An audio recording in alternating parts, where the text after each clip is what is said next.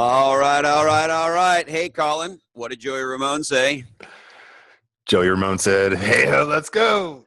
It's time for Legends and Losers. And today we continue to hack the most brilliant minds in marketing. Who's on Legends and Losers today, Colin? Today we have a very special guest whose name is Paul Maher.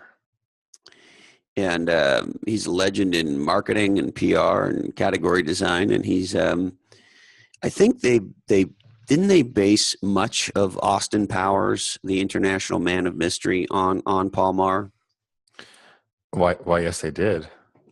Yeah, he doesn't like to talk about it, so he doesn't readily admit it. But I'm pretty sure they built Austin Powers. But we'll get to more on Paul. First, a couple things have been driving me nuts. What are those things, Christopher? Tell me. Well, the first one is, I hate it when a legendary breakthrough product has really shitty category design. Oh, I know, it drives you nuts. Well, because they might die, or the category might not work, or they might not be the category king. So I got this thing. Those of you who are watching on YouTube, I got this thing right here. It is absolutely awesome. It looks like a hockey puck on a bungee cord, and it's a speaker. It's a Bluetooth speaker for your phone. Now, okay. What does it hang on? Why is it got that little? Well, you could hang it on like a backpack. Okay. And this hockey puck speaker is water resistant, so you can throw it in the ocean or a pool. Oh, and nice. Yeah, there's some amount of time you're not supposed to leave it in past, and there's some amount of depth you're not supposed to shove it into. But if you're like hanging out at the pool and it falls in, no problem. Or you can, I don't know that I go. Does it float? It comes with a fucking floaty, Wow. So like a blow up. Yeah. Like the little floaty keychain things. Yeah, I don't know, whatever. Yeah, donut thing, you put on your ass when you hurt yourself. And the bungee, guys like bungee it to their backpacks and shit. And the other thing that's really cool, if you're a bike rider, is, it's not really safe to ride with earbuds in, and we all like to ride to tunes. So you bungee it to the front of your bike, and ba-boom. And the thing is loud, and it sounds great. And here's the thing. Anybody who knows me knows I would like to be alone in a room for about 20 seconds with the inventor of Bluetooth. However, I don't know what these folks did. And I should name the company. This product is called Ultimate Ears, but they call it UE. Okay. This product is called, I'm not making this up, UE Roll 2 Volcano Wireless Portable Bluetooth Speaker. Hey, that's a fancy name. This fucking thing's name is UE Roll 2 Volcano. That's the brand name. Okay. So here's the problem. They are not doing any category design with this. They just call it a compact wireless speaker. Well, this thing's a breakthrough. I don't know how they made the Bluetooth work, because this is a huge step up in Bluetooth. This is the only Bluetooth I've ever had that actually really works. Does this work better than your Beats pill? Oh my God, this beats the shit out of the Beats pill. Because when that Beats pill works, it's great. But wow, is that a bunch of hee-haw to get that thing to work? It's impossible hee-haw if you're me. And you know what? When it works, it's actually not that great. This thing is fucking great, and you can take it in the shower. And I went on a week-long surf trip, and I charged this thing when I left. And I used it every day for probably at least an hour. And I didn't have to charge it till like 2 weeks after I was back from the trip. What?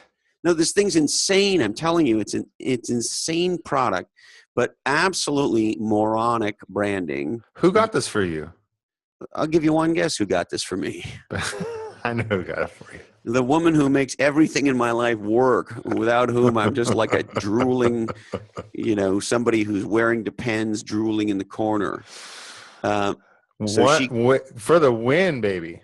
Yeah, but here's the bummer. So Ultimate Ears, they shorten to UE, and they call it the UE Roll 2. And there's virtually no category design. Right. These guys could have it all if they could differentiate it and they could brand it. Because if you think about product, category, and company, they crushed it on the product. I don't know anything about the company. They're killing it at terrible, terrible category design and shit branding.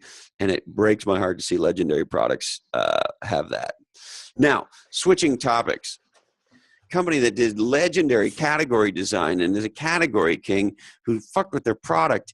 And I can only think they were trying to do this. So are you a Gillette man, Colin? Yes, I am. Are you aware of this new Gillette, no, not aftershave, shaving cream called Gillette Fusion Pro Glide Sensitive Gel Plus Skincare? That's the name of the product. I'm sure I've seen it somewhere on the shelf, but I'm not familiar with that particular SKU. No. Well, first of all, the marketing people there need to be shot. I mean, Gillette Fusion Pro Glide Sensitive Plus Skincare. Mm-hmm. Anyway, the problem is actually as bad as the branding and naming is. My problems with the product. So I've been a Gillette man for a long time. I don't know if I've been using Fusion, blah, blah, blah, but whatever. It's just Gillette, right? Mm-hmm, mm-hmm. I can't use this product anymore. Why not? Because of the smell. What? Yeah, you know what it smells like? What, asparagus pea? No, you know that would be terrible, and I do love asparagus. That would be terrible. But you know what this Gillette Fusion Pro Glide smells like? No. Tell me. It smells like bad stripper perfume mixed with cigarettes. I feel like I'm making the face that Bernie Mac made in Bad Santa when he was in his office and John Ritter was recounting what he heard in the dressing room. No, I'm telling you, this Gillette product smells like a cheap, smoky strip club. Ugh. And here's the question I have for you, because it is very distinctly that. I mean, we get triggered by smells, right? And so market research. Well, this is where I'm going. It's like there's only two ways this happens. One, it's a complete coincidence, which there's not a chance. Not with Gillette. So they made it smell like this. Yeah, they did. We're not ignorant. We know there are 500 people at Gillette working on how this product needs to smell. Like, you know, they are, right? It's like I have a Ford Mustang, a Shelby Mustang, right? And there are many dozens of people at that company or both those companies who like pay attention to how the car sounds. You know they do, right? This is not news. And we know that the food companies put like all kinds of additives and stuff to get us addicted to that stuff, right? Pringles. Yeah, Pringles are the perfect example. I eat Pringles once a year. We're good at that, right? Yeah. you and me. Once a year, Pringles. That's it. And then I don't know if you saw this. There's this former product manager from Google running around right now, giving a lot of interviews, getting everybody in the media excited. Silicon Valley insider comes clean. Have you heard about this guy? No. He wants everybody to know that at companies like Google and Facebook and many other companies, there are teams of product managers who try to learn what makes human beings addicted to software and technology and build things into their technology that is, quote unquote, engaging. And he wants everybody to know this is happening. Oh, wow. That's a news flash. I was like, are you out of your fucking mind? Yeah. And the food companies have fucking chemists putting shit in the food to make it like, of course. Fuck. And so that's my only conclusion with this is this is what they want it to smell like. And I think you're right. I can't use this product anymore. Did the product change or did you change? Did your body chemistry change and now it just smells different to you? Oh, for You don't fuck's like. sakes. Did my body chemistry change? How the fuck would I know if my body chemistry changed? I mean, Just I saying. still You know? generally eat the same shit and drink the same shit and do the same shit and surf in the same ocean and, etc. Yeah. All right. Why don't you tell our legendary friends about Paul Maher? All right. So, Paul Maher is a technology marketing and PR expert with over 30 years of experience. His career has seen him survive both the music industry and tech journalism, followed by a senior EMEA marketing position at VMware, Mercury Interactive, and HP. Paul is the founder and CEO of Positive Marketing in London. The firm specializes in PR, marketing, digital, and category design services, primarily for technology companies in Silicon Valley who want to break in or break through in Europe. Paul is also a husband and a dad. Paul Maher. First time I was in India, listening What was to the first time you had been to India, Paul? Yeah, I mean, as you know, I've been to America like it's my backyard, and I've been to pretty much everywhere on the map in Europe. Well, you are an international man of mystery. I mean, there's no question about it. I think, wasn't Austin Powers based loosely on your life? I think it was a toned down version because they had to make the PG, but yeah. And as you know, we've had I've been a lot of international places with you. I know you're an international man of mystery. You're mysterious to me. Sometimes it was mysterious as to how the fuck we were going to get you out of bed in the morning so that we could go do the press meetings that we had booked. Yeah, was that Finland where you woke me out of my drunken stupor? Oh, I'll never forget that. You're like, Ma, you have like 10 minutes to get your ass to the front desk because our flight leaves in 15. I can't remember. Yeah, I can't remember where we were going to next. But what I do remember the most is you and I had been up the night before and we were trying to match the Vikings drink by drink. Yeah, and I remember like there was like, I remember schnapps. I remember like schnapps. Yeah. Reindeer food. I remember the reindeer. Yeah, that was poor old Bambi got eaten. And then you guys were talking with all of the Finnish guys. You were speaking like a strange language to me about some guy, Gretzky, some strange sport that you guys play. I mean, it wasn't cricket, that's for sure. Hockey. Yeah. But hockey on a slippy surface, that's not hockey, baby. Yeah, well, it is where I grew up because for, 5 months of the year, everything's a slippy surface in Canada. So you helped me out a little bit on that one. We made the plane. You made the fastest. I'll never forget. I had to get the folks at the front desk of the hotel to break into your room. I had to convince them that you and I were friends and worked together. And I don't know how I did, and then they let me in your room, and you were like. You were still in your clothes. It's never good when you're like asleep in your clothes, right? Was I actually face up or face down? Do you remember? Oh, fuck. I don't know. That was this. You're talking about what, 15 years ago, maybe, or more. And so, but I do remember you jumping out of bed and you smelled like an alcoholic distillery or something. I mean, like a brewery, or just booze coming out of you. And so you clearly had to take a shower. And so I remember you jumping into the shower, and I think you took the fastest shower in history. It could be. I mean, you have to remember, Chris, that it was, these were tough days. We were on the leading edge of whatever the hell category we were designing at that time. And this was all in the service of selling more software. Well, was this in the Mercury days or in the Scient days? This was Mercury. Oh, it's the Mercury days. Yeah, you're right. It was the Mercury days. Because I remember, do you remember Inga? Who? Inga, the gal who ran our marketing in the Nordics. Absolutely, I do. Yeah, I remember her well. She did a great job for us. Yeah, so I think we had been with her the night before eating Bambi. Yeah, my favorite bit of that trip, if you think it was that trip, was you on stage in Paris with a picture of Johnny Hallyday behind you. Oh, this could have been Scient actually, and you had Johnny Hallyday behind you, who I know you had no clue who he was.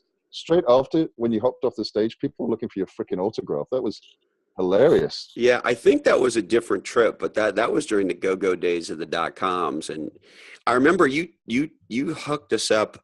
You and Sarah hooked us up with this what was that? There was a big internet community that got together and Oh yeah, we sponsored something. There was like, I don't know, was there like, it felt like there were several thousand people there. yeah. So I know what you're talking about. I know of what you talk. So And that was Johnny Hallyday is sort of the Elvis Presley of France, right? yeah, yeah. The French wouldn't see it that way, but that's a fair Maybe description. they think the Elvis is the Johnny Holiday of America. That's right. That's yeah, because everything French is special. But I can't really with the amount of French clients you've got, I have to dial down on the French stuff. Yeah, well, hey, I grew up in French Canada, so that sort of is, makes me at least a little connected, doesn't it? Doesn't it? Yeah, I mean they're Although close. they do always make fun of the Quebecois accent. Do they? Yeah, they do. They think it's like old. They think like it's oldie world speaking, right? I'm not exactly sure what they think, but I know the accent is different enough that it's almost like the difference between your accent and maybe a Texas accent. It's like when I'm in Paris or anywhere in France for that matter, and I open my mouth speaking French, they know immediately, oh, vous êtes Canadien. They hear it immediately. So I don't know, of course, how it hears to them because I don't have the Parisian or the You French don't have ear French for it. ears, Chris. It's true. Yeah. Well, the way I heard it is, it's like an English guy speaking Shakespearean English with all the thous and these and thys. You just sound like somebody from like 400 years ago. But there are worse things.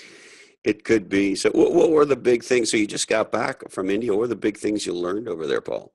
Well, it was amazing. So we're with our client Suntech, and these guys have been, for a software company, they are centuries old. So they're 25 years old, legendary founder who literally wrote, check this out, the first billing system ever for the entirety of the billion people in India, Wow. first telco billing system.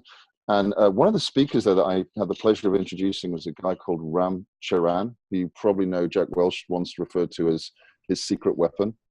Yeah, he's one of the most legendary business gurus there is, isn't he? Yeah, I mean, I've never had the pleasure before, but I hope I do again. So were you hanging out with him, Paul, or what were you doing with Ram Shriram? So Ram doesn't really hang out. I mean, I think what he does is he's like Mr. Wolf from From Pulp Fiction, Paul. There you go, dude. Yeah. Yes. So he's in from China. He does his overhead projections on an old school lecture style overhead projector from like back You in the mean school one days. with those, what do they call those see-through No, not the sheets? transparencies. The transparencies. Thank you. Jeez Louise. Yeah. So how does he present then? So he writes with a very beautiful pen, and he literally has got all of this information in his brain. So he can put the Amazon P&L for the last 5 years, all of the rows like, G&A expenses, profit, net profit, EBITDA, all of that shit. He can just write it on a piece of paper and then present it. And it's just magical to watch. And, the guy is just a legend. So he's got like a photographic memory. Just he's got a giant memory. I mean, he blows your mind. And what I love that's is what she said. Yeah, and like what I love is at the end of one of his pithy, like weighty thoughts, he just goes, "Is it clear?" And you go, "Well, I've not got the balls to stick my hand up and say no, it's not." But sorry, we don't understand here, Ron. Not so much, huh? And what did he have? Anything? What were the big takeaways from what he had to say at his talk in India? Yeah, so his big takeaway was two types of companies: platform companies and everybody else. So obviously, be a platform company. And did he define, Paul, what a platform company is? He probably did, but like there was so much of the data coming at me at this point. It's like, whoa. So it'll be in a notebook somewhere. But what the other thing he was saying is that we'll be the first generation of folks, me and all the other folks of parental age, whose kids make less than we do. And the reason for that is robotization and automation and machine learning. So he thinks the robots are going to take over. They're certainly going to change the working world as we know it. And of course, you and I have to take our responsibility a little bit for this because we've been selling software and automating stuff for decades now. So you're saying the robot takeover of the universe is our fault? Well, I mean, like some people deserve to be robots, right? Like, God bless our friends in the accountancy industry. And Uh-oh, you're about to piss a lot of people off, Paul. but I mean, those guys think they're safe, and the only jobs that Mr. Turan's seeing here are ones, and we love this, right? Because this plays to us, are the ones that revolve around creativity and decision making, preferably fast decision making that computers can't do. So Yeah. accountants, not so much. Even Well, doctors. hey, I have a very creative accountant. I mean, he's kept me out of jail for the better part of 20 years. My beloved Greg Finley. Yeah, and we can obviously we'll scrub that bit because we don't want any run-ins with. Actually, you're okay now. You have a new leader that doesn't care about taxes, so you should be just fine with that approach. Yeah, well, look, we don't obviously have a political conversation, but yeah, maybe we have a president that'll mean that nobody has to pay any taxes anymore. Exactly. So, and he's coming over here soon, but we'll move on from that topic. So, I was just thinking, when did I first have the lochhead experience? Has to Yeah. be. I'm trying to remember, did we meet first in the UK or did we meet first in the US? I think it was probably US, right? I was going to say the UK. Oh my God, memory's a beautiful thing. Oh, fuck. I do know one thing was very clear for me, Paul, which is the first time, my memory of you was so powerful that you were like, wow, this is the guy, that back in the 90s when we were trying to take over the world at Scient, it was very clear that you had the balls and the brains. And I got to tell you, I never have seen anybody in the PR world personally. I'm sure there's lots of others, but that is as fearless. There's nobody I know that is more fearless than you. I mean, you will do anything, call anybody, pitch anything, and you're willing to do it so fast. Do you remember that time? I do remember this. We were in the UK and Ernst & Young had bought Capgemini. Do you remember? And we were standing in line at Starbucks right near the office. Yeah, and we saw it on the cover. This is before lots of news and shit was on the internet, and we saw it on the cover of, I don't know, the Financial Times. Do you remember what you did there? Yeah, we as far as I recall, we started dialing for dollars, as you would say, Bloomberg and PA and the BBC and just anyone we could get hold of to give them the great news that we had something to do with that. Well, and this is actually one of the things that you taught me was this concept of a PR marketing trend jack, that you could look at the news, see what's going on, quickly figure out an angle that kind of connected your company to it, and then go for it. And do you remember what you did there? Because I sure as hell do. I mean, I think we got some coverage, right? Which is always the game. Yeah, but I remember this specifically because it so blew my mind, and it's sort of cemented for me your legendness. You got some reporter. I know for sure it was one of the big news services, whether it was Reuters or AP. It was one of those, and it was a gal, and she didn't know anything about the technology or the professional services world. And so here you have this news where Capgemini and Ernst & Young are merging, and it's a big thing, right? And she doesn't know anything about either industry. And I will never forget getting her on the phone. And as soon as that became clear, you and I sort of said to her, well, do you want us to kind of share with you kind of some background? And so you and I had this conversation with her. And then the story that came out, I forget the headline, but the essence of the story was Capgemini buys Ernst & Young due to a threat from Scient. Remember that? She was like, what they were doing was a reaction to us kicking everybody's ass. Yeah, we were like the germ on the arse of the ant on the elephant's bum. I know, but we were setting the agenda. It was hysterical. And the thing I really remember was, man, if you were the CEO of either one of those companies and you saw this news story that got picked up in a couple hundred newspapers around the world because it was a wire service that we stole your day in the sun. We hijacked your day in the sun.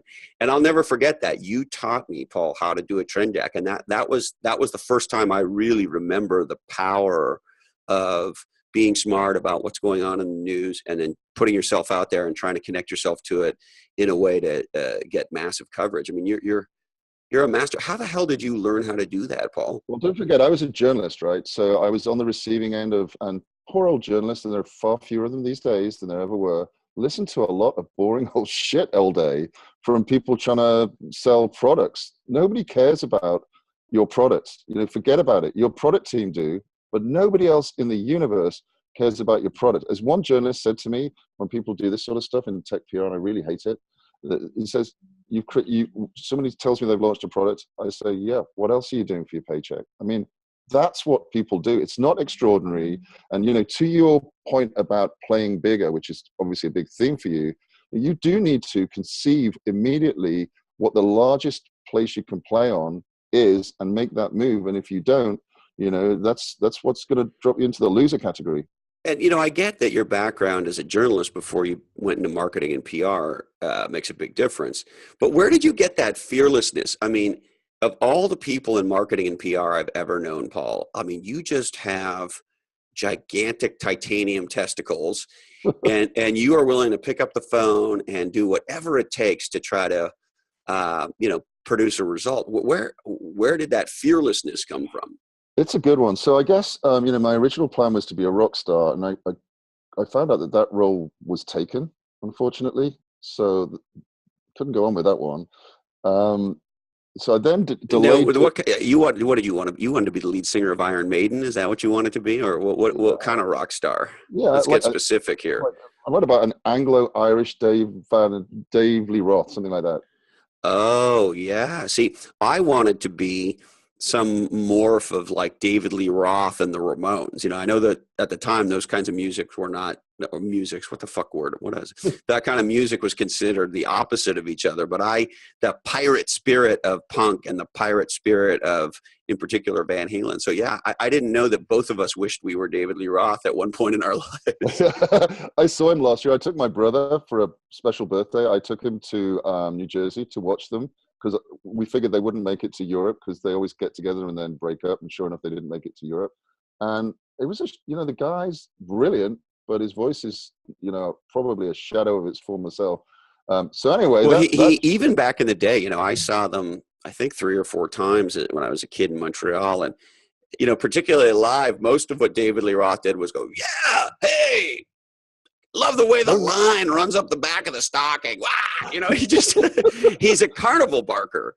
Yeah, well, that's true, but don't knock it. It works. So when that was taken, I decided to avoid work because, you know, who wants to work, right? If you don't need to work. And I know you didn't, right? You had to get out there and you just went for it. I did 3 educational degrees in a, you know. You have 3 degrees, Paul? Some idiots gave me 3 degrees. Can you believe that? You have 3 educational degrees, like diplomas or like? Yeah. I have a BA in English. I have a master's in IT, and I have an MBA. So that tells you a lot. Holy shit! That tells you a lot about the state of schooling in this place. But to answer your question, hey, congratulations on all the education. No, you should congratulate me on all the time in the student bars, because that was work avoidance par excellence. And if any of my kids ever try that, did you have to sleep with anybody to get all these degrees, Paul, or like how did you get them? I can't reveal too much about that. I'll just say this. When you do an English degree, you tend to find that the gender ratio is something like 70-30. That's amenable. So this was all about getting ladies. Is that what you're telling me, all these degrees? It didn't hurt. So you figured if the rock star job was taken by David Lee Roth, that maybe you would hang out in the school and see if there were ladies you could bamboozle there. Was the plan? Yeah, that's probably where all the big talking came from. And then, of course, I worked for Kerrang magazine, and then moved into a magazine called Computing over here on the IT side. And that was the first time, because the reason I got into computers is when you have an English degree, the only job is teaching, and teaching is not for me, to say the least. And I went to work for the government. Your patience wouldn't allow for you to be. Fucking yeah, you know that, man. You know that. So that wasn't going to work. But I then got a job with the government, and I was using computers, and they sucked so badly that I needed to do something about that. So that's when I went and learned a little bit about them, did the masters in IT, and from that, you know, you can't.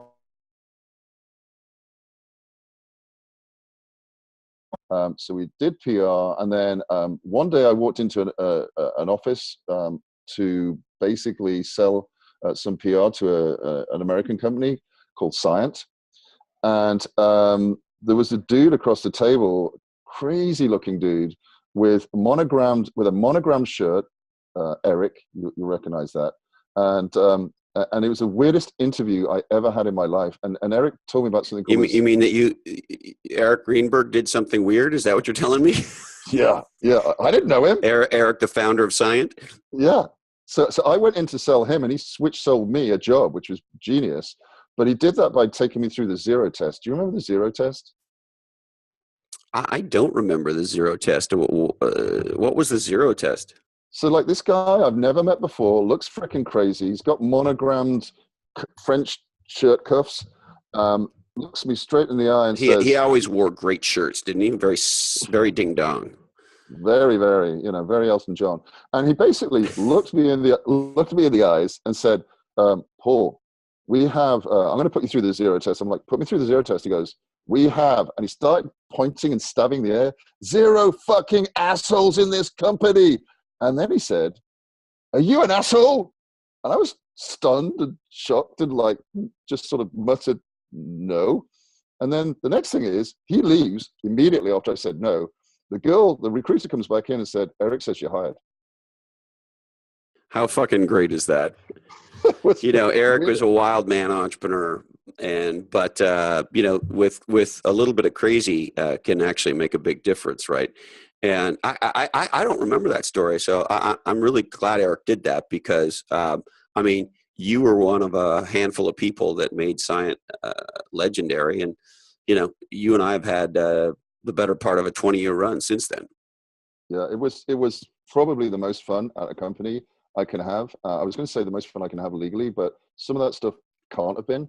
So it was fabulous. And the .com bomb boom happened, and then what was that like for you? I mean, you were running marketing for us in Europe, and Scient was the fastest growing services company in history, supposedly.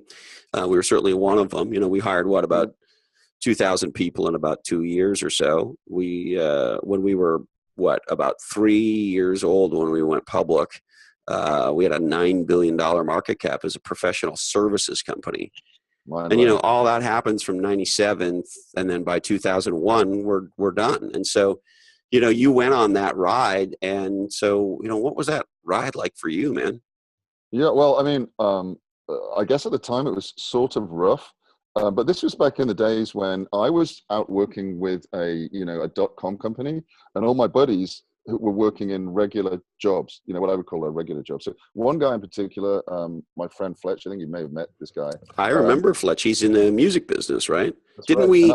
Who did we go see? We went to see a show with Fletch once in London, didn't we? I seem to remember. Who was that? Either Iron Maiden or Nickelback or something. Who knows? Yeah, I remember we went, and I remember Fletch was there, and I remember we had a really good time, but I don't remember who the band was. There you go. Yeah, that's a typical story, man. And I confidently predicted to my good friend, listen, dude, I know what I'm talking about. I work for the fastest growing e-consultancy in the world. We are going to take over the world. And you, my friend, you are going to lose your job and be sitting around doing nothing for the next forever. Well, I met him last week, and he's still working for the same record company. How's Fletch doing? Yeah, what is it? Which one is he at? It was EMI. I believe it's Sony now or something like that. Yeah, and what is Fletch? He manages bands, or remind me what he does. He's in charge of what they call catalog, which means looking after the records that Led Zeppelin and Floyd and all those guys want to still put out. Well, and we still want to buy them. Although I do have to, the definition of classic rock is starting to concern me. I had a conversation a while ago with a young lady, and we were talking about music, and I said, "Oh yeah, I was thinking, what are you into?" And she says, "Oh, I love classic rock." And I said, "Oh, awesome. What bands?" And she says, "Oh, like Nirvana and Pearl Jam." Ooh, yeah, that's a little bit nouveau for us. Yeah, that's new rock for us, for fuck's sakes. Exactly. So, to direct to the question, it was a learning experience, I guess is what an American would say. So I had to pick myself up. Did you feel how I felt? The end of Scient was a giant kick in the balls. We thought we were going to take over the world. We were taking over the world. We were having a ton of fun. We were building what we hoped would be a long-term enduring company. We were all making a lot of money. the stock was worth a lot, and we thought we were king shit at Turd Island. And then in 15 minutes later, we weren't. And sort of how did you deal with kind of the whiplash of a 3 or 4 year period where, you're on top of the world running marketing for one of the hottest companies in the world, and then you're not, and the dot-com boom's over, and there you are. It was actually because of some of the stuff that I'd seen from yourself and other individuals, and sort of a bit of the American spirit about when you're down is the time to pick yourself up. So I instantly went off and started freelancing and doing freelance work with design agencies to new business them, and that was the first incarnation of positive marketing, and I have to say that was great, and I was really enjoying it until you came back into my life with Mercury Interactive. I'm sorry I fucked up positive marketing 1.0 for you. What was it that made you, other than me threatening to smash you in the face, what was it that made you want to come out of your practice in the marketing world, as starting a marketing agency, and do it again on the vendor side and join us at Mercury? It was a hard decision for me because I sort of was on a run, and I had clients that I would have to let down and stuff that I'd have to wind up, but I could not resist the lure of going back to work with yourself. I met our good friend Dave Peterson, the crazy man from Lebanon, Mr. Kanan, and I looked at the team, looked at the category that you guys had just named, and thought, fuck it, got to give it a roll. It's going to be fun. Yeah, and it sure was, right? I mean, I still can't believe it when I look back at the Mercury days, because, the marketing team we had, right? You, Ali, of course, Dave, of course, the legendary Sue Barsamian, who I think is running half of HP today. Yeah, what a gal.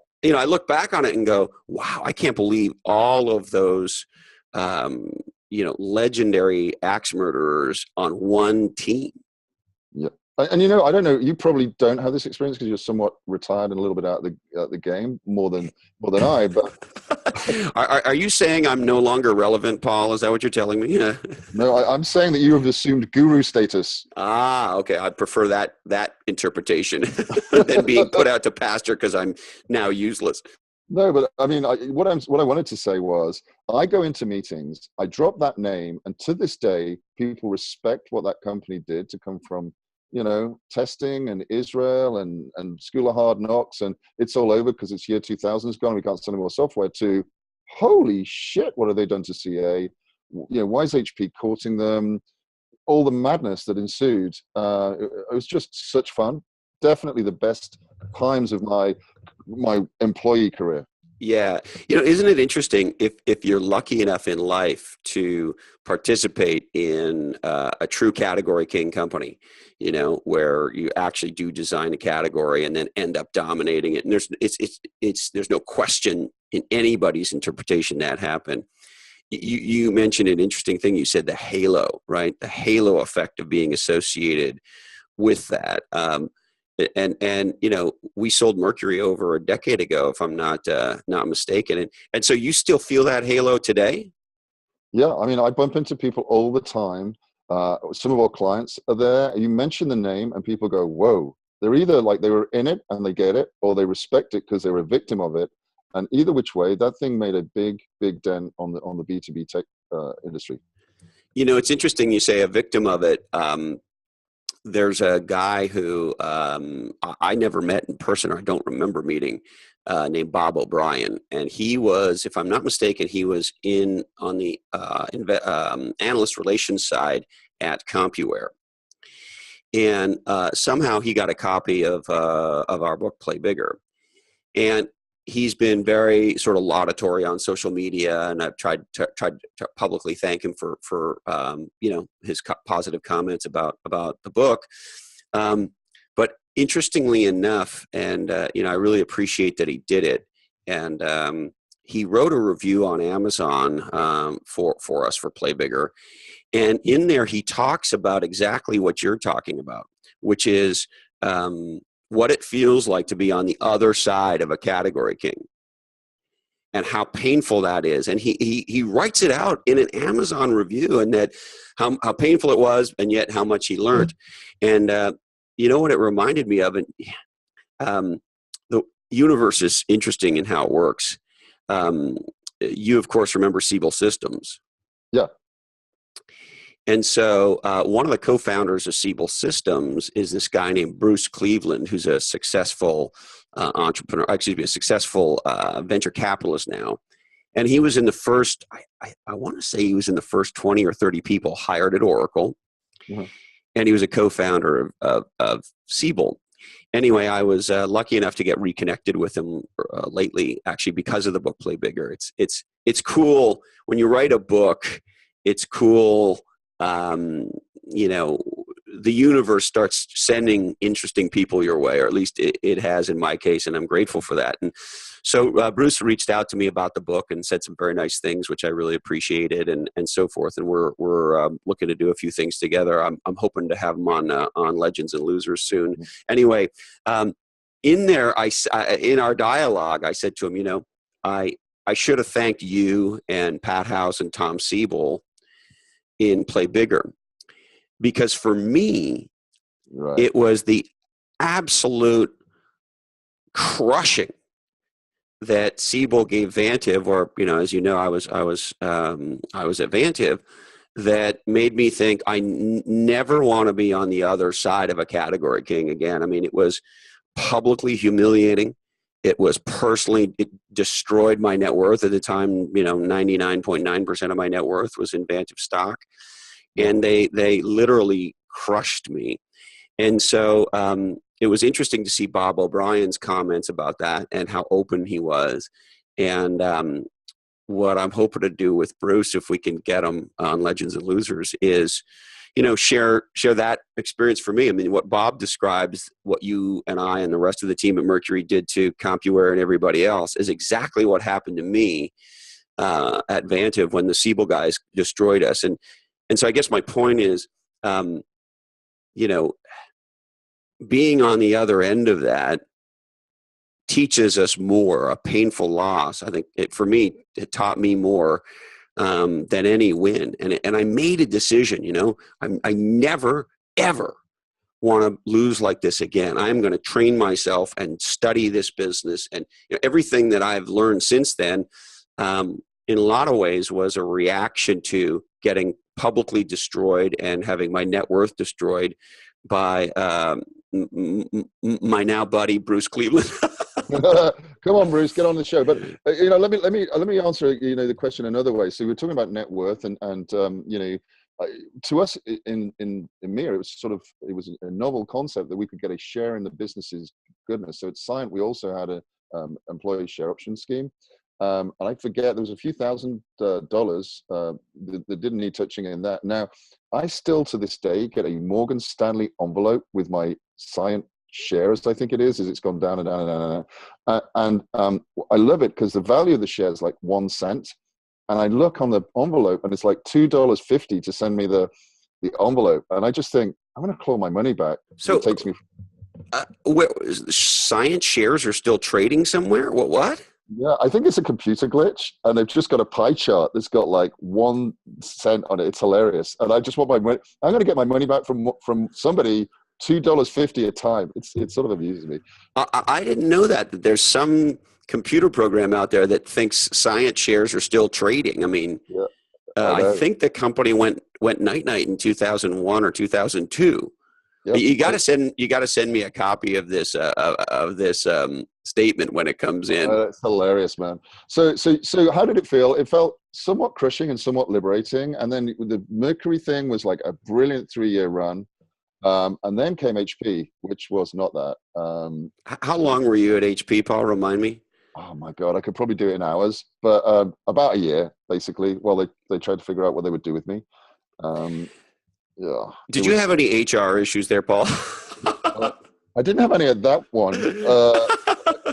None that I know of. But it was.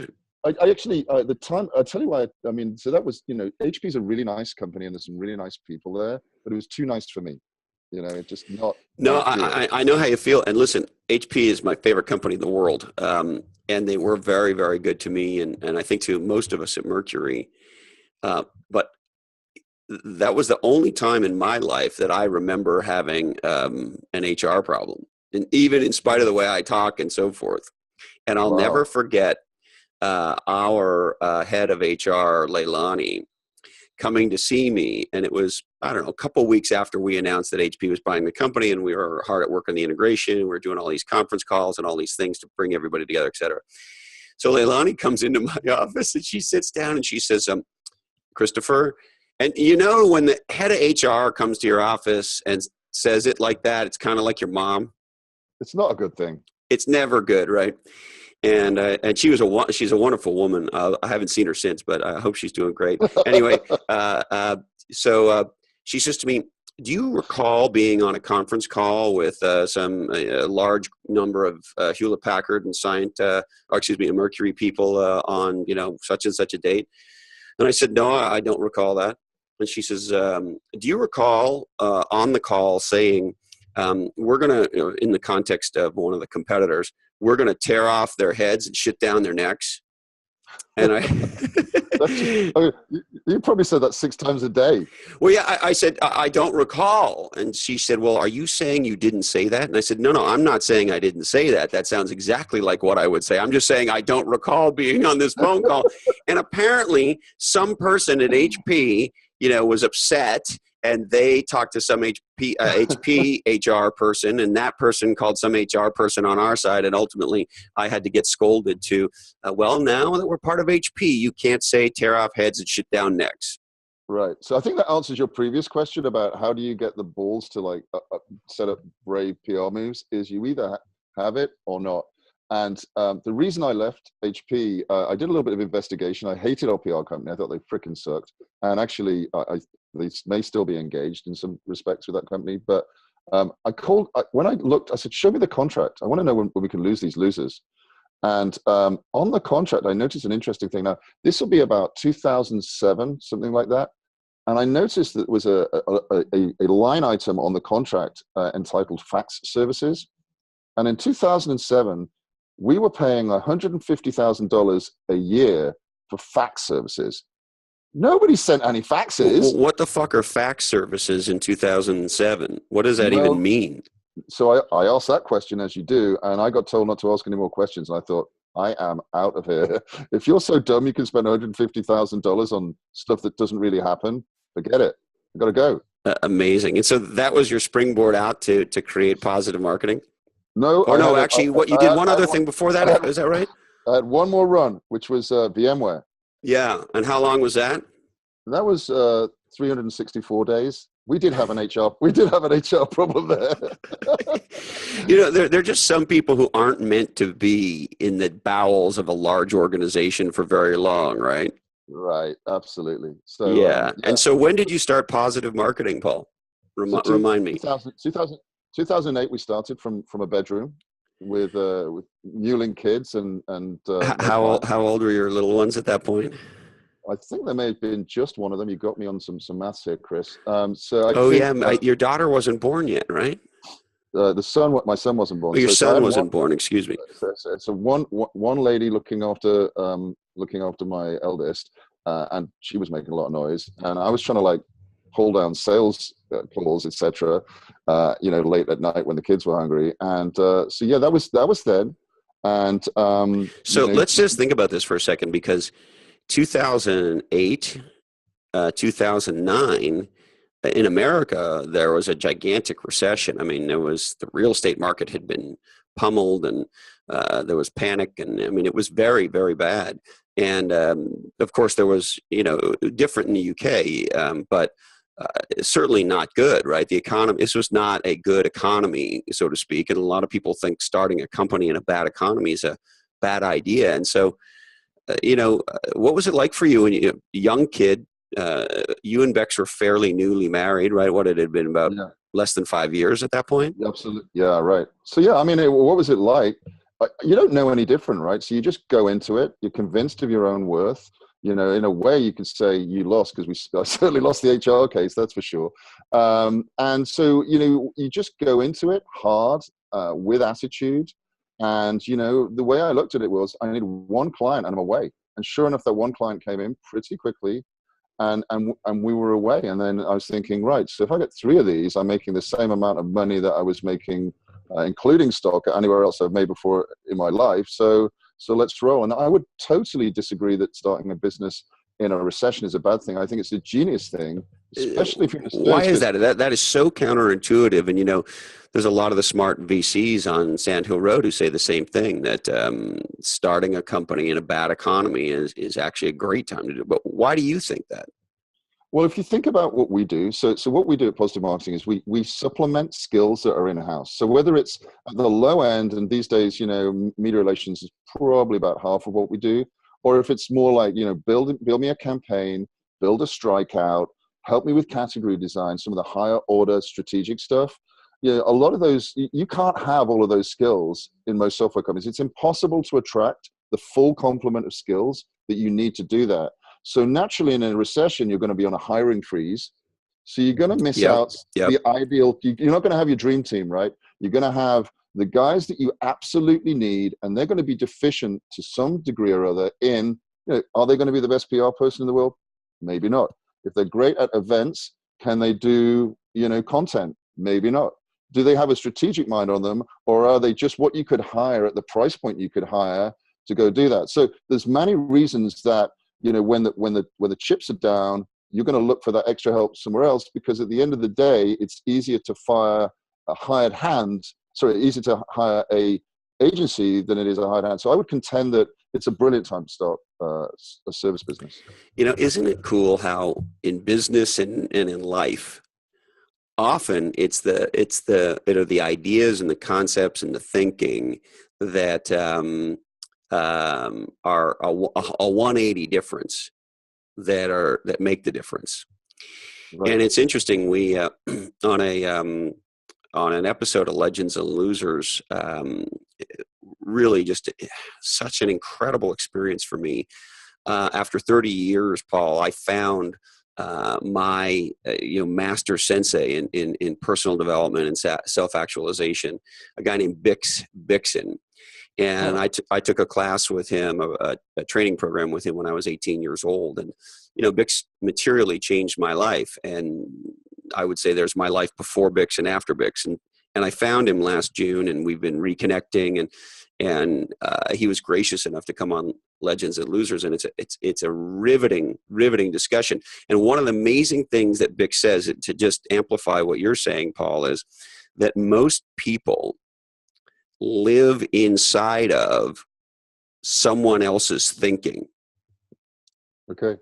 Yep. And so when you go and start positive marketing in a recession, and most people would tell you starting a business in a recession is the worst thing you could do. Well, that's most people's thinking. And you said, fuck that. I want to start this business. I have a vision, and away you went. Yeah, I mean, so where do you get that courage, though, Paul, to be that counterintuitive? And it's really the courage to think your own thoughts as opposed to somebody else's, right? Yeah, it's hard to define, right? I mean, like, think of the name of the company. It's positive. The whole thing about this was positive. Our logo is a plus sign. And we just think that, we're trying to turn, it sounds a cliche, but trying to turn the frown around, and we're trying to offer stuff that other people haven't, because, I think one of the things you believe in very strongly is it's about being different. And if I thought I was going to create the same old shit, the guys were charging $150,000 to do nothing, basically straight to the bottom line, and do that, without any remorse, without any sense of guilt, just taking people's money and not giving them anything back, I wouldn't do it. It's got to be have integrity, and it's got to work. Yeah, absolutely. Well, there's a theme for me with you in your life, which is you have consistently had the courage of your convictions to try to go do stuff. And the other thing you are for me, Paul, I forget who said it. There's a great quote that says, only those who risk going too far can possibly find out how far one can go. And you and I, frankly, have gotten into trouble in our lives by pushing things too far. But the flip side of that is, yeah, you got to take your punishment when you screw up. But the reality is, when you push too far, you could take new ground and make something happen. And and play bigger, right? I mean, play bigger, fuckers, play bigger. And go ahead. I was going to say, one of the things that I think I shared this with you previously, the original idea of Positive Marketing 2.0, as you call it, was to help Brits to become as successful as we'd seen our brothers and sisters in America. Because believe it or not, the UK invented the first commercial computer. It was actually used to count up tea cakes being sold. Can you believe that? And so we had, I thought, a great advantage. It turns out that actually, when push comes to shove, we're a little bit scared, not courageous, and we blow things. There's an example today. I just saw one of the companies we worked with when we first started sell out to another large company. The guess is the amount of money on the table is 40 million. And to me, that's just not even trying. That is just so shooting so low. And I think, unfortunately, my experience was the Brits don't have, or most Brits don't have what it takes to go the full distance. And that's a mission of mine. I'm sort of pissed off about it. And now we work with mostly US firms, Finland, Australia, India. We have a lot of clients from France, actually. But, it is cultural. It's about your appetite for risk. But, the interesting thing is, let me see if I can understand. Actually, I didn't appreciate the depth of this in your business. In the beginning, you thought you'd be working with UK firms and European firms and help them be more like Silicon Valley firms, right? Yeah, right. And embarrassingly, we still see the UK government do things like Silicon Roundabout, etc. But you have to have your own way of success. Look at China. Look at France, even coming out with IoT stuff. Ripping people, just ripping it off, we found didn't work. So we had to go back to basics and try and work with the best we could and make them think differently. Because at the end of the day, when you think differently, as you say, there's a chance you'll get new ground and do something legendary.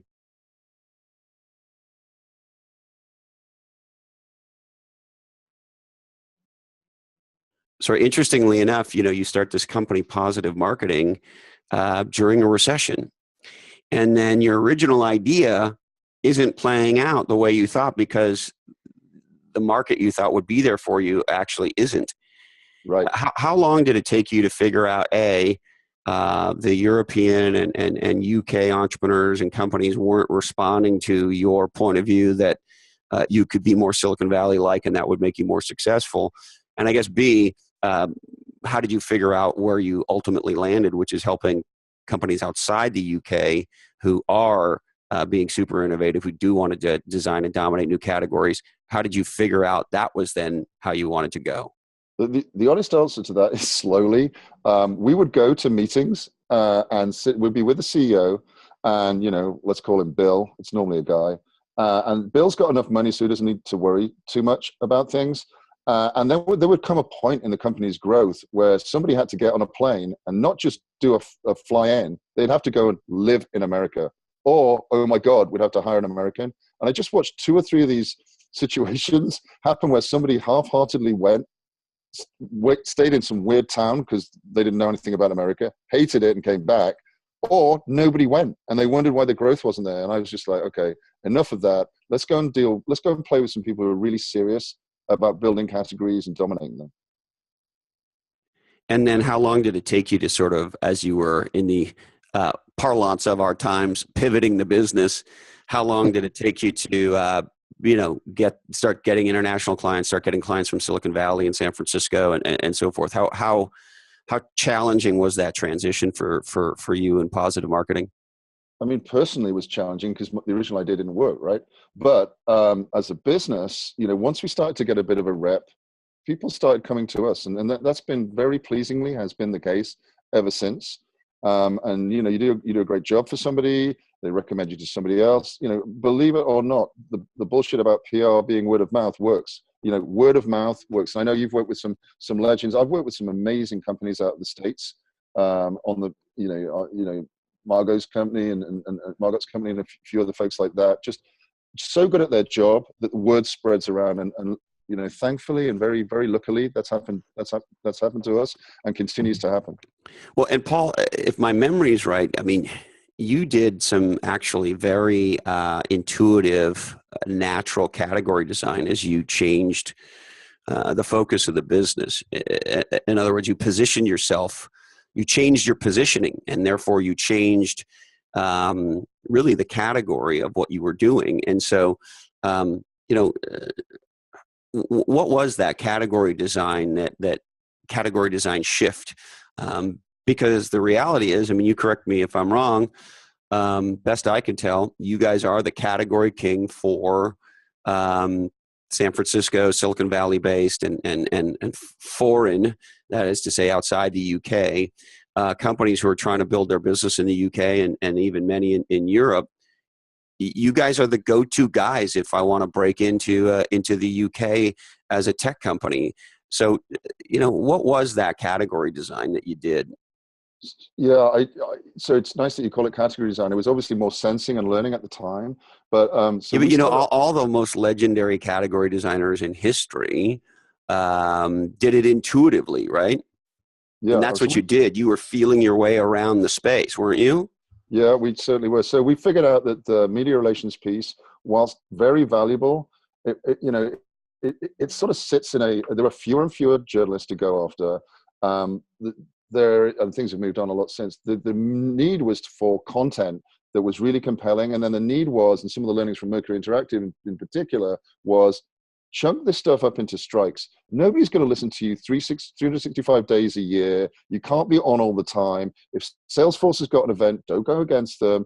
Pick your moment, make it yours, etc. So we started pulling together different capabilities. If something needs a video, we'll go do a video. If something needs an ebook, it's an ebook. If it's a PR push, it's a PR push. But we integrated it all. And so we started shifting from pure media relations into sort of more content marketing. And that too, these days, content marketing suffers from what we call content shock. There's just too much content for anyone to consume. It's way too much. So do less, do it effectively.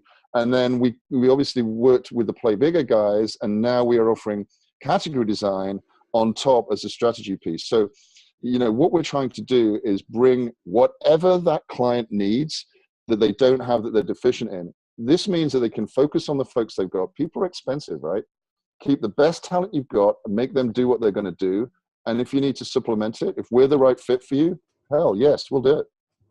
And so you're sort of like pretty much an instant marketing department in the UK for companies outside the UK, right? They can press a button called positive marketing and sort of whatever they need, whether it's more tactical PR or more strategic category design or content strategy, or I know you guys have done incredible things in the area of social media marketing.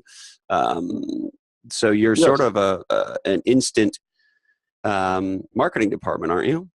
That's the aim, and eventually we'll automate some of that stuff, because back to what Ram Charan was saying in India, right? Certain of these roles are very mechanical, very repeatable. They're not high value add. We only want to do the pieces that are value add to our clients. So will we do SEO? No. Will we advise you about how to do SEO? Yeah, we've got a digital guy here who can help you with all of that stuff.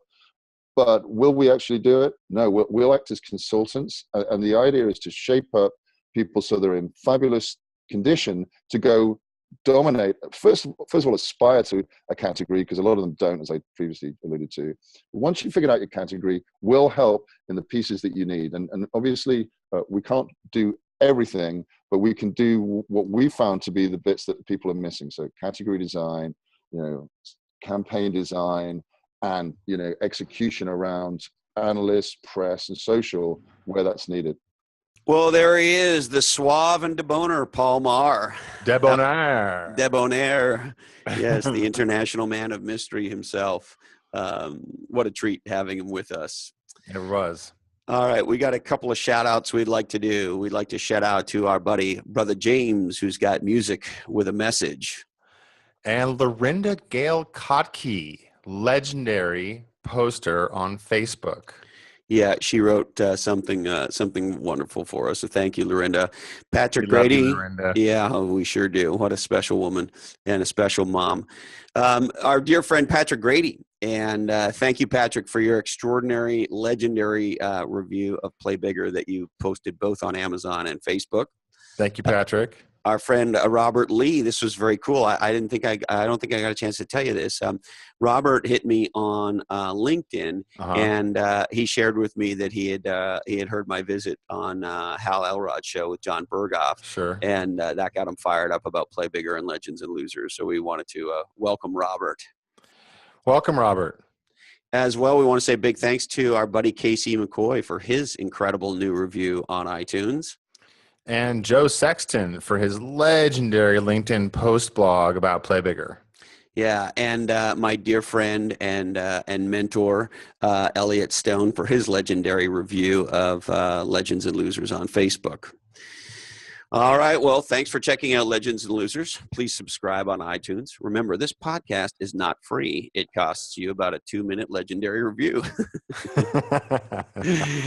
And thank you again for making us such a smash hit show. We really appreciate it. Where can they find us on Facebook, Colin? Facebook.com/groups/Legends and Losers. And on the Twitter machine @Legends Losers. And on email, blackhole@legendsandlosers.com. We would like to thank our good friends at Equity Directory, the invite-only network of entrepreneurs and startup talent exchanging work for equity. And HarperCollins, Play Bigger, How Pirates, Dreamers, and Innovators Create and Dominate Markets. OneLifeFullyLived.org. Dream it, plan it, and live it. Tim Rhodes, a superstar. He sure is. And Kiva.org, Loans That Change Lives. The Marburn Academy in New Albany, Ohio, devoted to serving bright students with learning differences. And BelleDestinationEvents.com, legendary weddings in Hawaii. We love you, ladies. Our friends at ShopBeach.com, bikinis, wear them.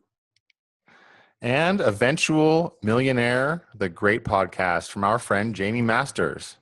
We'd like to remind you that today's information is provided to you solely for informational purposes and warn you that all episodes contain nuts. This oddcast is the sole property of Legends and Losers Oddcast Network, and feel free to share the shit out of it.